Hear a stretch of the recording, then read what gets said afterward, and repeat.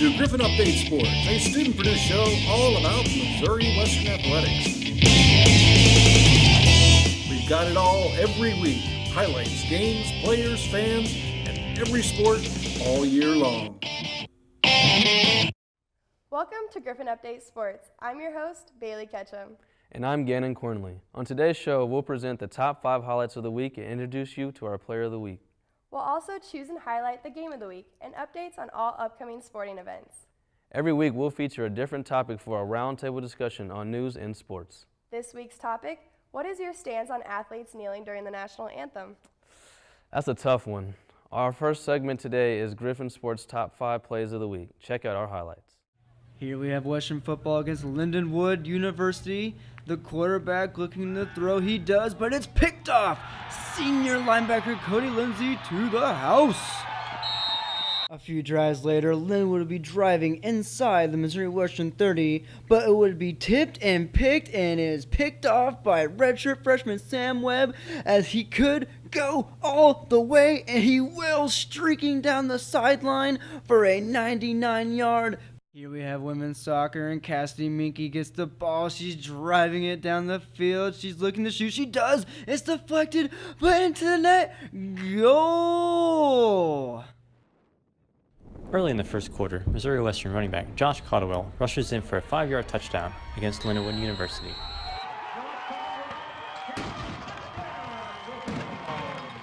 Men's cross country ran through tough conditions at the Tiger Open in Hays, Kansas, but still managed to place 16th as a team.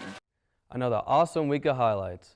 Before we head on to the player of the week, reporter Morgan Doyle was able to capture the cross country action last weekend in Hays, Kansas. Men's and women's cross country teams traveled to the Fort Hays State University Tiger Open last weekend. Both teams were split up into black or gold divisions, making for 4 total races. And while the course may have been flat for the most part, freshman Allison Goss explained how Mother Nature had her own way of making it interesting. It's very muddy. There was a pond we had to run through, a big pond, and lots of mud holes, and it was very uneven, but we made the most out of it. And that they did, as both teams combined for a total of 15 PRs. Destiny Wilson PR'd by 2.5 minutes, and Jackson Rush had a lifetime PR of 1.5 minutes, running a time of 28:24. It was an exciting feeling. I was super pumped afterwards. I mean, I'd never broken 29 before, and I broke it by 30 seconds, I think. So, I mean, it was a very big deal for me. Women competed a 5K and finished 9th as a team, with Caitlin Shoemaker coming in at 18:51, followed by Megan Gillen, who lost a shoe running through the mud. Men competed in 8K and finished 16th, with top finisher Noah Rasmussen at 26:54. The next race for Missouri Western will be the MIAA conference meet. We have high expectations. I think everyone on the team has high expectations, and I'm not going to put a number on that or anything like that. I think everybody wants to compete very well, and I think we will. Conference will be held at Central Missouri on October 21st. Morgan Doyle, Griffon Update Sports. Wow, those are some crazy conditions they had to compete in. I'm glad we have a nice turf field to play on. The women placed 9th and the men battled to a 16th place finish.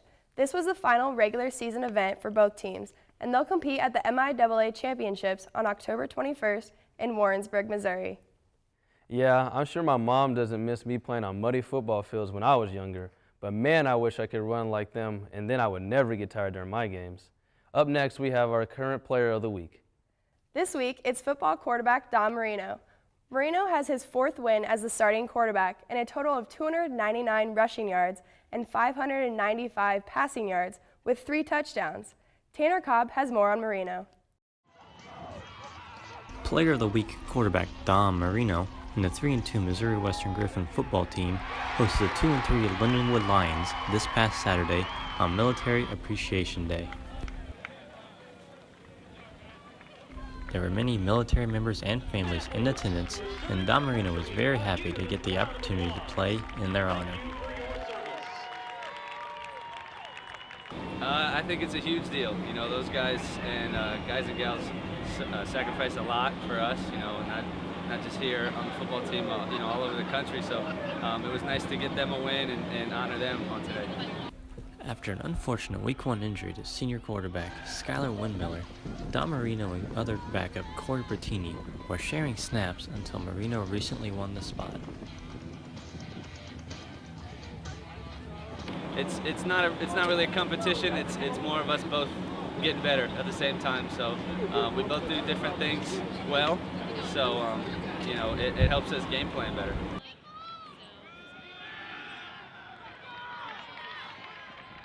Although Don Marino has been stepping up after being named starter, he still wants to give credit to his teammates. I want to give credit to other people, not me. It wasn't just me doing something special. It's who I have around me and making a seamless transition. So big shout out to my whole offense, coaches, all the coaches, Skylar, for being there for me. So it wasn't me, it was those guys. Missouri Western won in a commanding fashion by a score of 40-8 behind Player of the Week Don Marino's 108 total yards, giving the Griffons a 4-2 season record.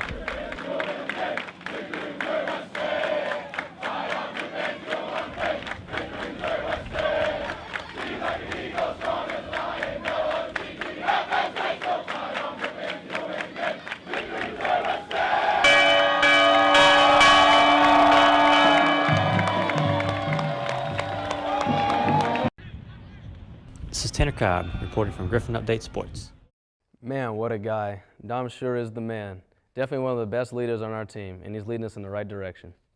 Football won again last weekend against Lindenwood and is currently on a 3-game winning streak and are headed to Pittsburgh State this Saturday. We'll be right back with the game of the week after this.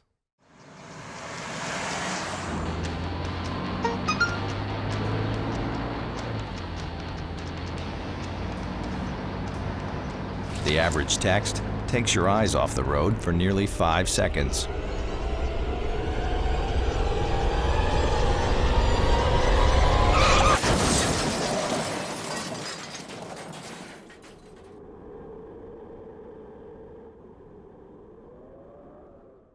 Well, once again, it was an exciting week of Griffon athletics, so that made it difficult to choose the game of the week.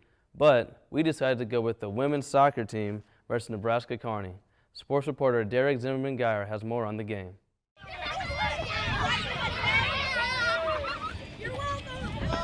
Both the kids and the fans are ready today for Missouri Western women's soccer to take on 2 more conference foes here at Spratt Memorial Stadium, starting a 2-game home stretch this weekend.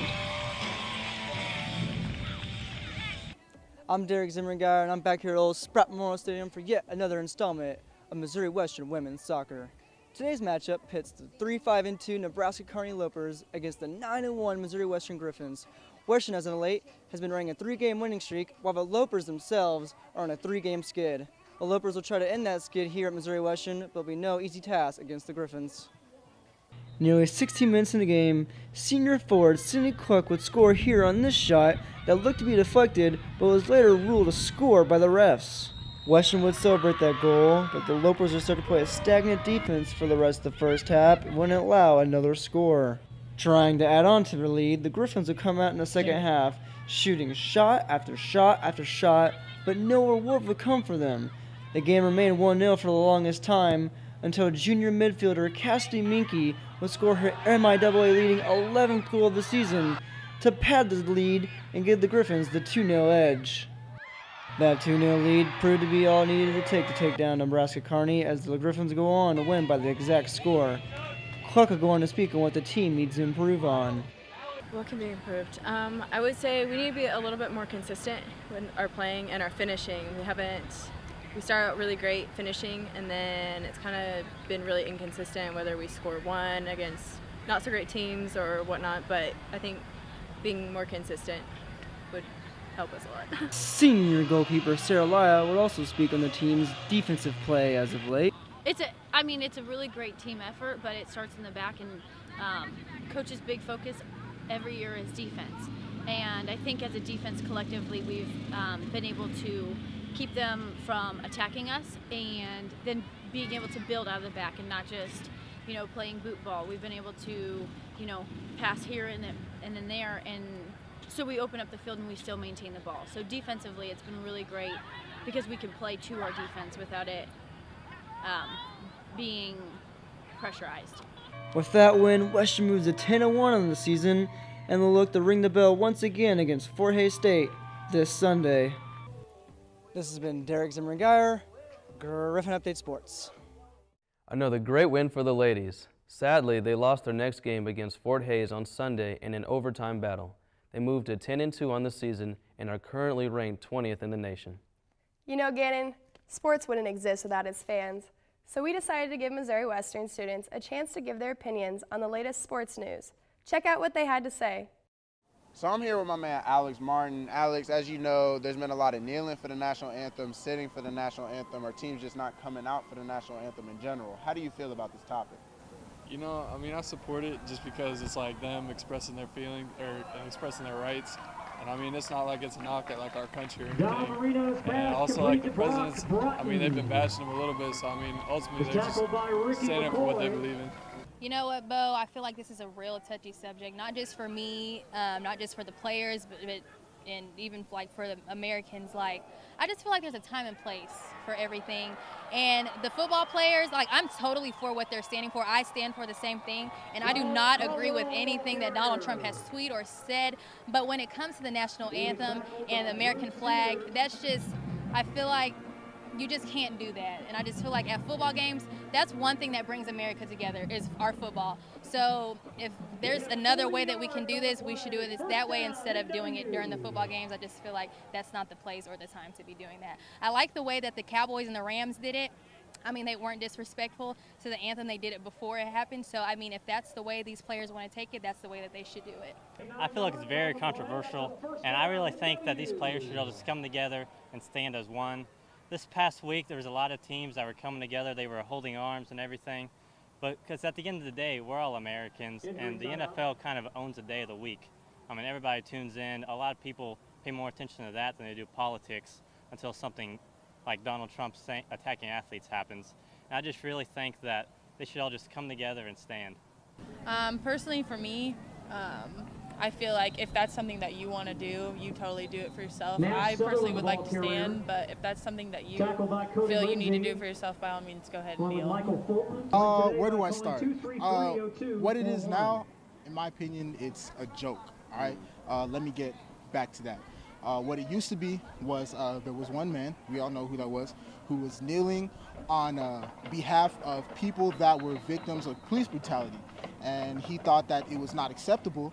And he wanted to make a stand, no pun intended, and bring notice to the cause, you know, because he said that, you know, it's not fair that people are not getting justice. Police officers out here are just getting away with saying it was an act of self-defense, and he just wanted to bring notice to that, so he took a knee. Now, I feel like it's a joke because it took one person to call one person an SOB, and now people in the NFL are just kneeling for the wrong cause. A man, Roger Goodell, said that we are all united, this yada, yada, yada, yada. But the reason why most people in the NFL are kneeling right now is because of our president calling one man an SOB. Not because of police brutality, not for the justice of victims of police brutality, but because of what one person says. And that's why I think that kneeling today now is a joke. It's a way of getting views, people to watch more of the NFL. It gives news sportscasters and people on the news, give them something to talk about. You know, I feel like now what's been going on in the NFL has been being like blown out of proportion. You know, what it used to be now, or what it used to be in the past is not what it is now. And it's just become something for entertainment. Once again, thanks, Bo. We'll be back to discuss this week's topic with our Sports Roundtable after this.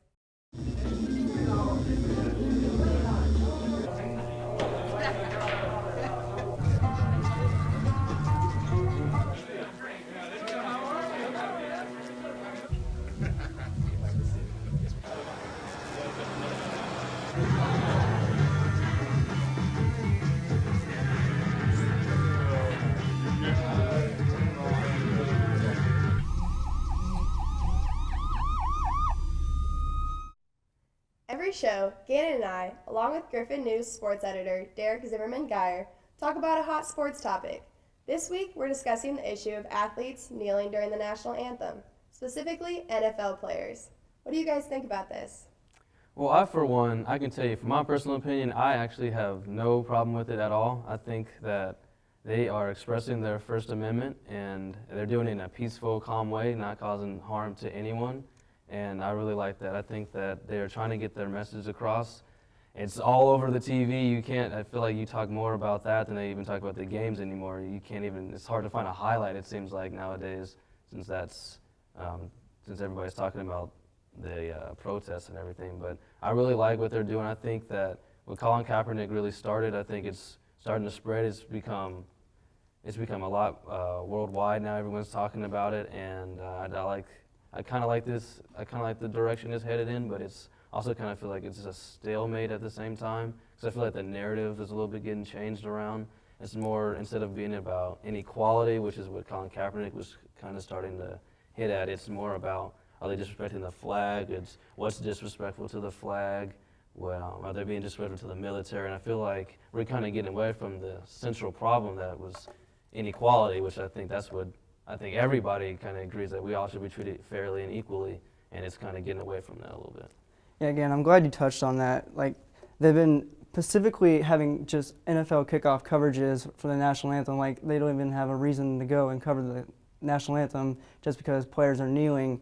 And I'm glad you touched on how it's gotten way off topic about why they're actually kneeling and if it's disrespectful or not. Like, Kaepernick started it last year over black oppression. You know, events like Trayvon Martin and the Ferguson riots, those are very recent. I think everyone kind of forgets about them. And those are what he's protesting, is black oppression. So it's gotten off topic that they're disrespecting the flag, even though there have been but military veterans who have reached out to Colin Kaepernick in support of him, and they're saying he is not disrespecting he's not disrespecting the flag. He is expressing his First Amendment that they fought and died for. And when Kaepernick first ever kneeled, he didn't take a knee. He sat on the bench. A veteran reached out to him and asked if he could take a knee, and he respected his wish and granted it, and he just took a knee. So I think, no, they're doing. I totally agree with it. I'm fine with it. Yeah. Would you guys agree that football is probably one of the most popular sports in America? Most definitely. Yeah, I would agree that too. And so I feel like some people watch it as almost an escape from the drama and the politics that's going on in the world, because it's a game that brings people together to celebrate a game that's based on skills, talent, and the same vision.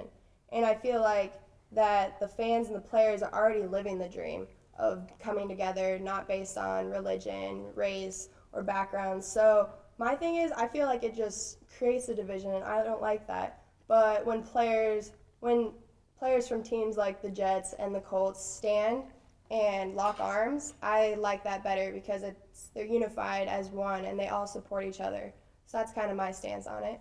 Okay, yeah, and I agree with you. I think that is a neat thing. You kind of have both teams locking arms. I can't remember exactly which game it was, but I think both teams actually at one point held hands together or locked arms together, coming across both sidelines, and I really like that idea. Just the fact that I have no issue even with the knee, because now sitting, I do agree with that vet that reached out to Colin Kaepernick. I do think that sitting down may come off as a little bit more disrespectful, but I think taking a knee itself isn't really an act of disrespect. I mean, people used to kneel before kings and queens, and I think that just taking a knee during the flag, while the flag's being presented, I don't really think that that's trying to say that, oh man, I don't like what the flag stands for. I don't like the people that fought for the flag. I just think that that's Colin Kaepernick's way of kind of saying, hey, listen, this is the greatest country, this is the country I live in, and I don't exactly agree with everything that's going on in this country right now, and this is my way of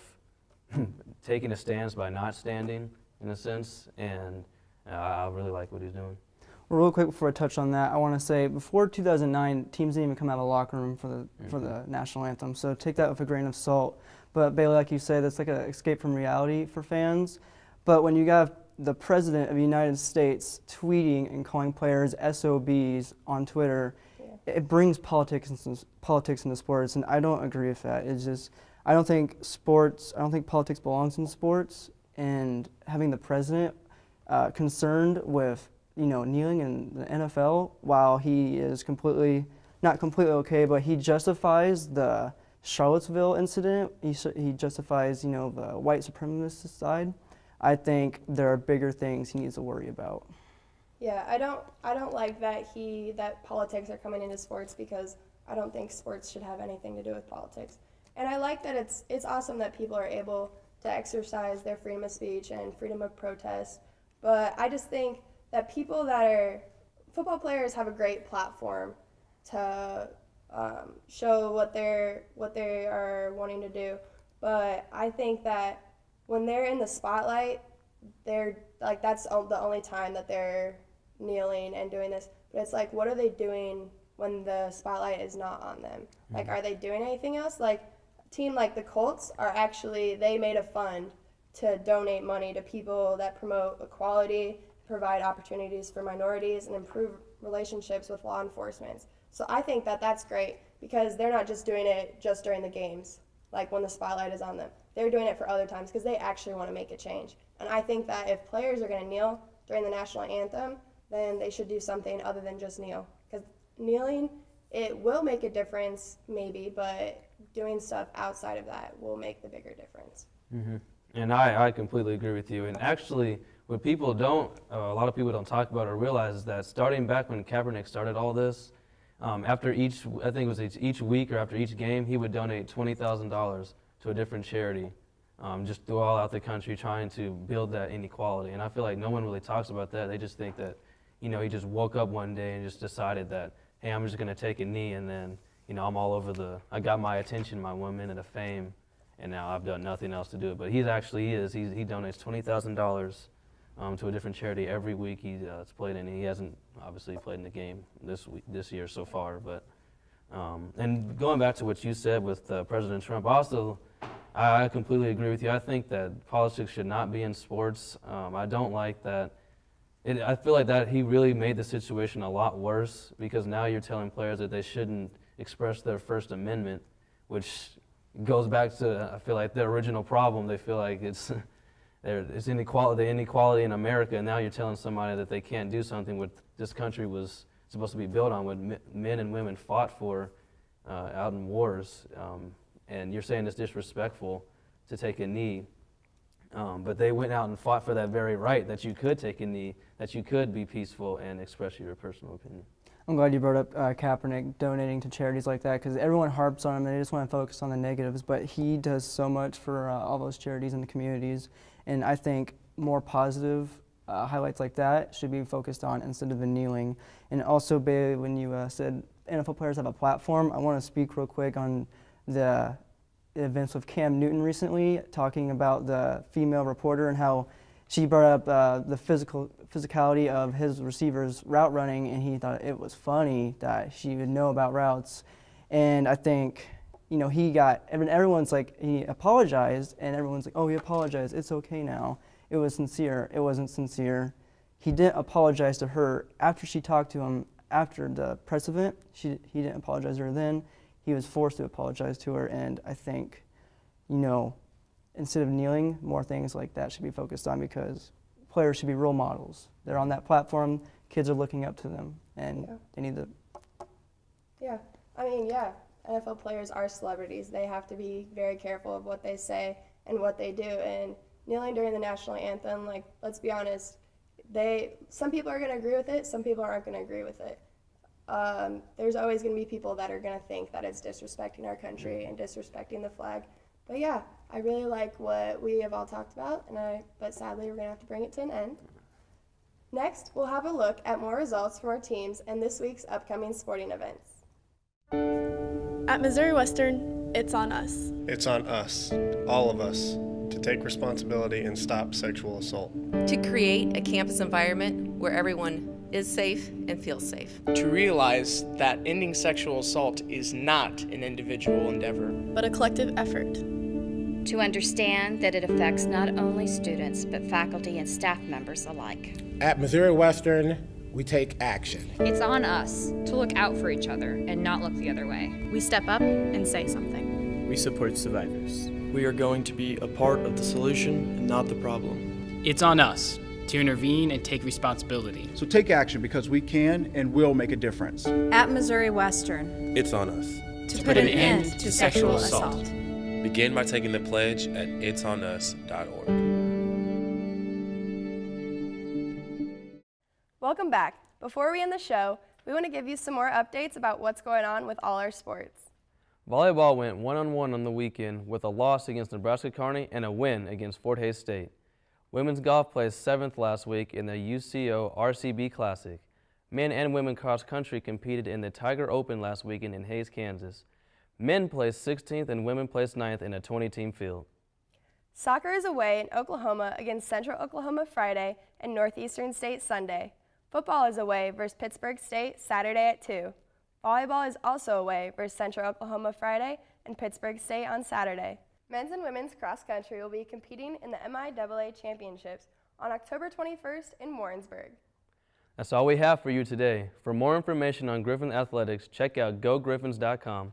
Also, check out Bailey's Sports Report on Griffon Update next week. We've got you covered every week. From all of us here at Griffon Update Sports, thank you for watching.